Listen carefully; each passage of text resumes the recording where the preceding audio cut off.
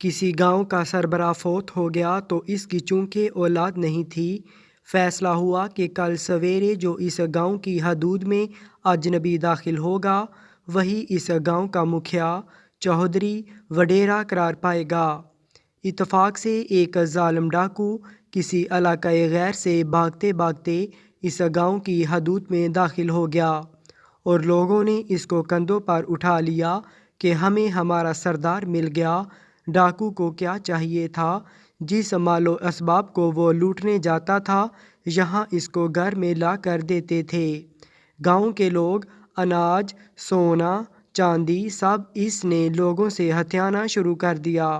وقت گزرا، گاؤں کے سادہ اور کمزور لوگ اس ڈاکو کو اپنی کمائی اناج دیتے رہے اور خوشی سے زندگی گزارتے رہے کہ ان کا سردار، ان کا رکھوالا ان کے سروں پر باقی ہے۔ پھر یوں ہوا کہ اس گاؤں سے دنیا گھومنے نکلا ایک جوان برسوں بعد واپس اس گاؤں آ گیا اور وہ دنیا دیکھ کر آیا تھا۔ واپس گاؤں آ کر اس نے دیکھا کہ پرانا سردار مر چکا ہے اور یہ کوئی اجنبی سردار بنا بیٹھا ہے۔ چند دن گزار کر اس کو یہ بھی اندازہ ہو گیا کہ نیا سردار کوئی بہت ظالم و جابر شخص ہے جو بظاہر تو گاؤں والوں سے ہمدردی کرتا ہے مگر دراصل گاؤں والوں کی دولت اکٹھی کر کے کہیں چھپا رہا ہے۔ اس جوان نے یہ باتیں گاؤں کے بڑے بوڑھوں سے گاؤں کی چوپال میں جا کر کرنا شروع کر دیں۔ بڑے بوڑھے سیانے بہت پریشان ہوئے، وہ سیدھا گاؤں کے سردار کے پاس گئے اور اس جوان کی باتیں بتائیں۔ اب وہ سردار جو دراصل ایک ظالم ڈاکو تھا نے ان سیانوں کو سمجھایا کہ یہ جوان جھوٹ کہتا ہے، اس کو غلط فہمی ہوئی ہے۔ سیانے آدمی سردار کی بات مان کر واپس گھروں کو چلے گئے۔ اگلے روز گاؤں کے دو سیانے کھیتوں میں مردہ پائے گئے۔ یہ دو وہ سیانے تھے جنہوں نے سردار کے سامنے خاصی دیر بحث کی تھی۔ گاؤں کی چوپال لگی اور سیانوں کی میٹنگ ہوئی۔ سب نے دو سیانوں کی موت پر افسوس کیا اور ایک اور سیانے نے خدشہ ظاہر کیا کہ ان کو سردار نے مروایا ہے۔ باقی سیانے اس کا منہ تکتے رہے۔ ایک اور سیانے کو کھانسی کا دورہ پڑ گیا۔ اس سے اگلے روز وہ سیانہ بھی غائب ہو گیا جس نے سردار پر دو سیانوں کی موت کا الزام لگایا تھا۔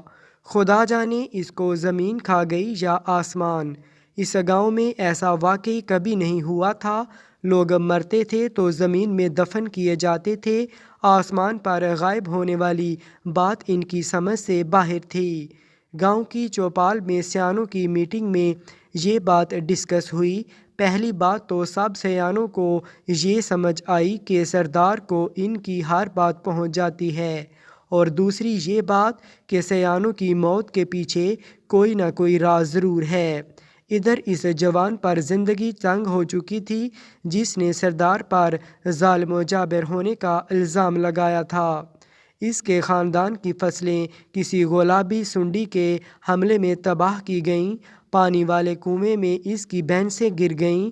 اب وہ جوان چوپال کے سیانوں کو بتاتا تھا کہ اس پر یہ ظلم سردار کروا رہا ہے تو سیانے اپنی بگلیں جھانکنے لگتے تھے کیونکہ وہ پہلے تین سیانوں کا انجام دیکھ چکے تھے۔ بالآخر ایک روز سیانے اس جوان کی شکایتوں سے تنگ آ کر ایک اور میٹنگ کرنے لگے۔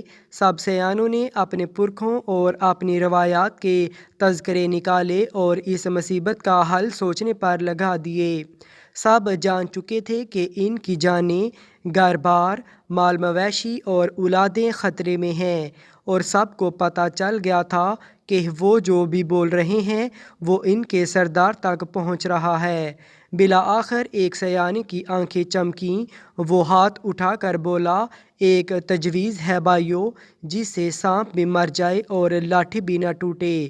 وہ کیا؟ باقی سب سیانے چلائے۔ جلد بتاؤ، ہم اس مصیبت سے نکلنا چاہتے ہیں۔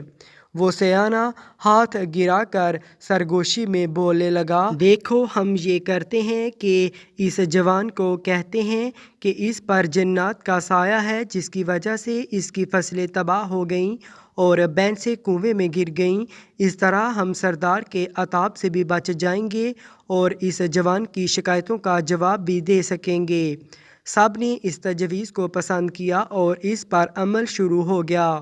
اب ظالم سردار نے اس جوان پر مزید ظلم شروع کر دیا، مگر چوپال کا ماحول کچھ اور ہوتا تھا۔ اب وہاں یہ تذکرہ نہیں ہوتا تھا کہ سردار ظالم ہے یا سردار نے کچھ غلط کیا ہے۔ اب ہر شام وہاں اس طرح کی باتیں ہوتی تھیں، تم نے سنا وہ جوان کی ایک اور گائے جنات نے کھا لی، اس کی ہڈیاں جوان کے کھیت میں بکھیر دیں۔ ہاں میں نے دیکھا اس جوان کو چند سائے گھسیٹ کر اس کے کھیت سے نکال رہے تھے، وہ سائے جنات کی شکل کے تھے۔ کل کے دن جنات نے کچھ نہیں کیا، اس کا مطلب یہ ہے کہ جنات نے اس جوان کو معاف کر دیا ہے؟ نہیں، شاید معافی نہیں ملی۔ آج اس جوان کے گھر پر جنات نے خون کے چھینٹے نہیں مارے، ساری دیواریں لال و لال کر دیں۔